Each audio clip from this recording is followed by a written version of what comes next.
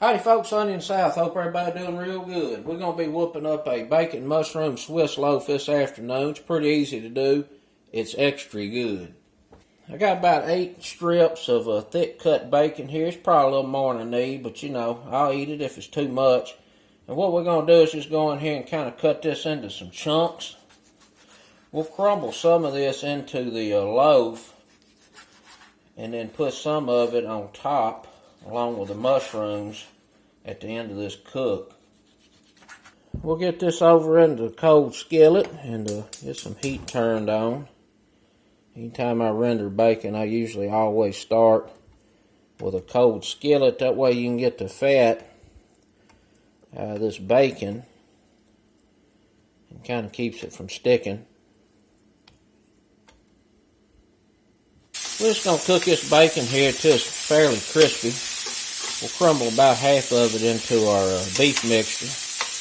We'll save the rest to put on top of this loaf, along with that Swiss cheese and some more sauteed mushrooms. When I pull this out here, I'm going to drop about a cup of diced onion, 4 ounces of diced mushroom in that bacon grease and get it cooked off. That'll go in this meat mix as well.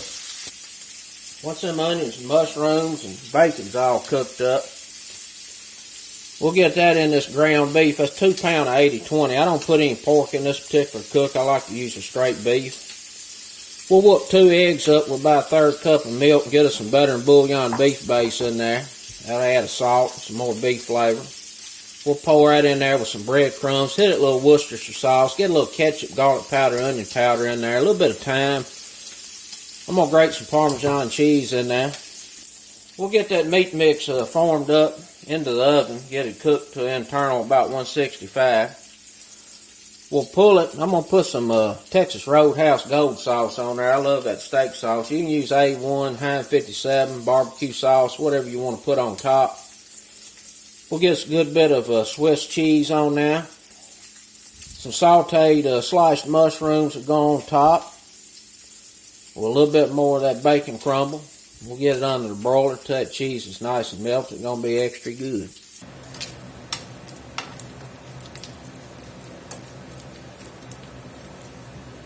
We got this bacon cooked down pretty good. Let's get it out of here with a slotted spoon. We're going to leave this grease behind so we can cook these mushrooms and onions in here. You can see all them sugars come out of that bacon. Leaves you a nice little fond on the bottom of the skillet. And I've been asked a couple of times how come I hardly ever use a non-stick skillet. For several reasons. First off, I just don't like them. That stuff starts cracking and flaking off and gets in your food. And probably not good for you. But more importantly, you can't build a fond and those kind of flavors quite as much with a non-stick skillet. Those pan fonds, they make good gravies and they just add all kind of additional flavor to your dishes. And a lot of your Cajun and Creole dishes, that distinct flavor comes from cooking something down until you get a good stick on the pot and then busting it up, cooking it down a time or 2 more.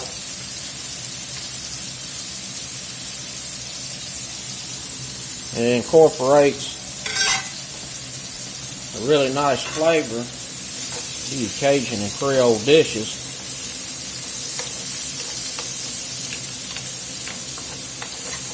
Now this onion's going to start sweating and it'll bust that fond up. I got to get some mushroom busted up.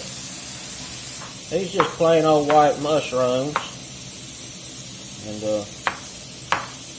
we're just going to chop them up here a little bit.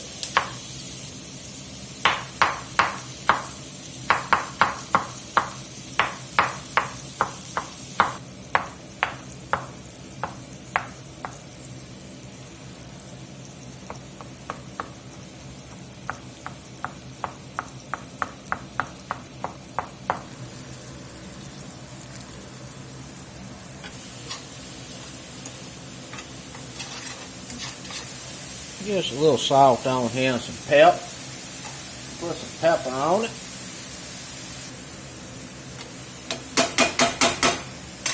We're just going to cook the water out of these mushrooms. You can see all that fond has busted up off the bottom of the skillet.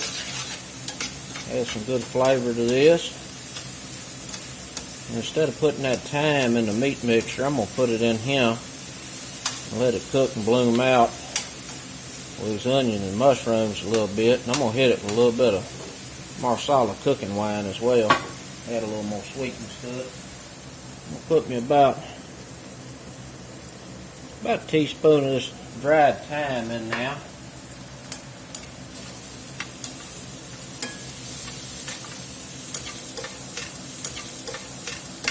And it's smelling extra good.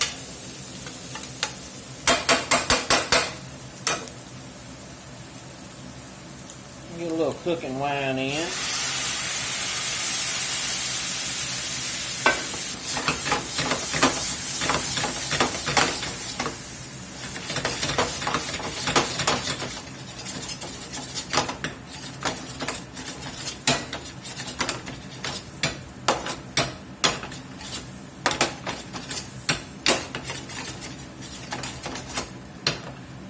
Let that sizzle a minute. Let that Marsala wine cook off real good.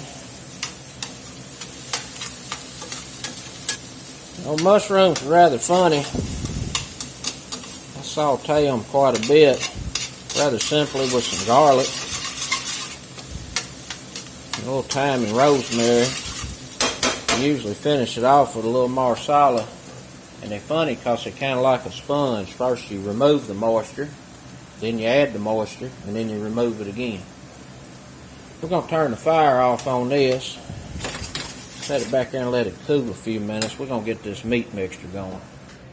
Get us 2 eggs in the whooping bowl, preferably without the shell.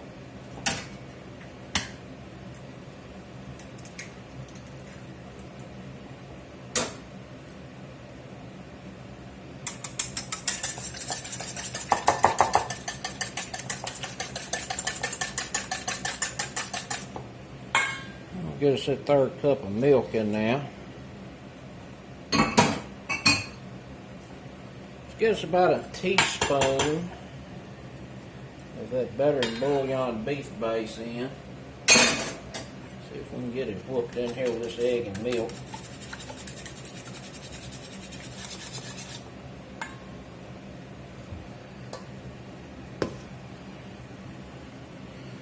Let's get this mixture poured in here.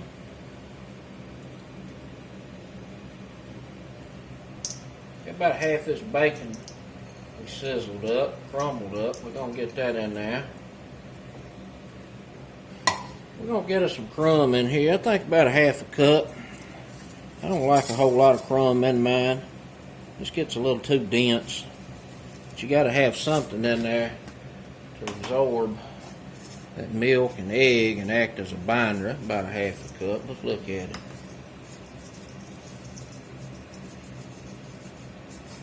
That'd probably be enough right there. A little bit of onion powder. Do about a 1/2 to 1 teaspoon of that. And we're going to do about the same on some garlic powder, about a teaspoon. Grated some Parmesan cheese in. That's about 2 tablespoons. Get us some Worcestershire in here. Couple teaspoons, a little ketchup, about a tablespoon of that. I'll need a little bit more salt. Do about a 1/2 teaspoon of that, and some black pepper, about a 1/2 teaspoon. I'm just kind of mixing this up just a touch, letting those liquids do the work, carrying the seasonings into the meat. We're going to get these mushroom and onions in here, cooked in that bacon fat.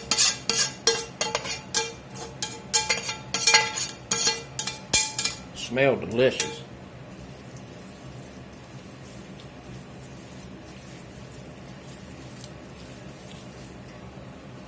Put the rest of that crumb in there.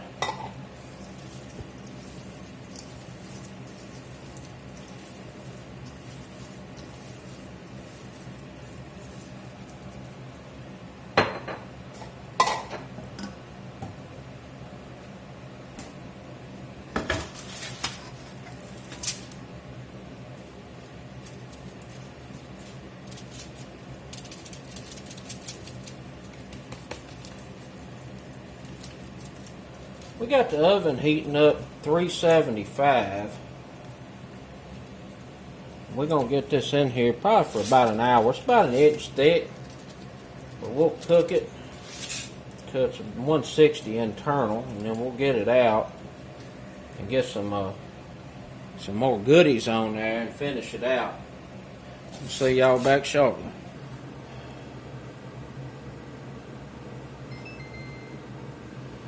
We was in the oven exactly 1 hour, and we're around 160, a little more in some places on that. That's fine. I want to make sure it's done.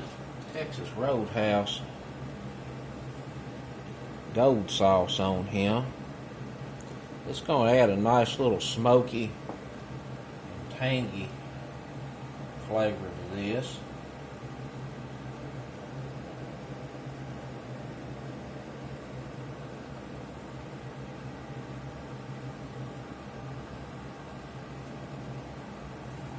I'm going to drop that under the broiler a minute just to let that set up.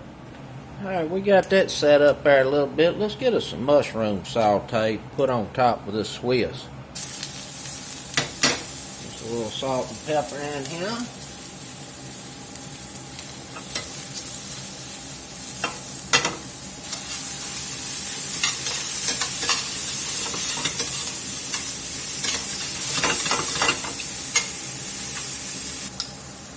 Season them up with a touch of chopped garlic.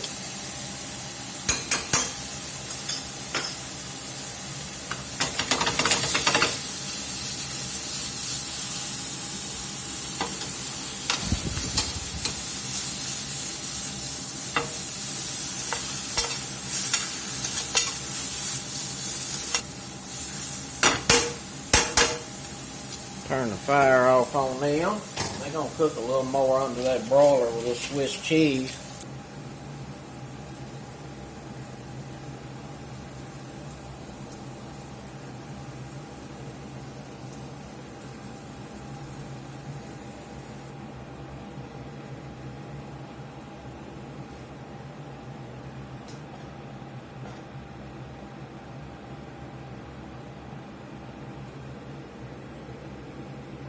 Back under the broiler. Here's a mushroom Swiss loaf. Looking extra good. Got me a jar of mushroom gravy. We're going to get that on some mash, serve that on the side. I'm going to let this set just a few more minutes, let those juices redistribute in that loaf. It'll be supper time. We got us a slice. Get some of this mushroom gravy down here on these taters. Well, let's see what it's talking about. I know one thing, it sure does smell good.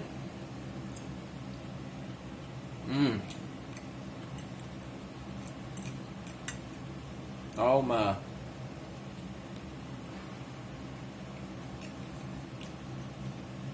That is delish. That meat is moist and tender, packed full of flavor. And I'm going to tell you what took it over the top is that Texas Roadhouse gold sauce.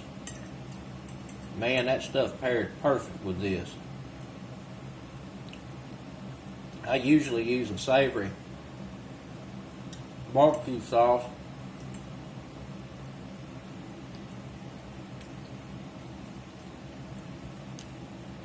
That Roadhouse gold sauce works better.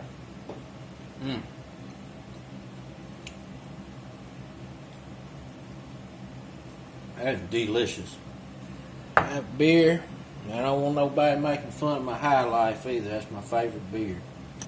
That's commonly available. I really like an Abita too. You can't get it around here. Modelo good. I like a high life. That's ready, folks. Approved. That's it, folks. Old mushroom Swiss loaf. Outstanding. Till next time. Peace.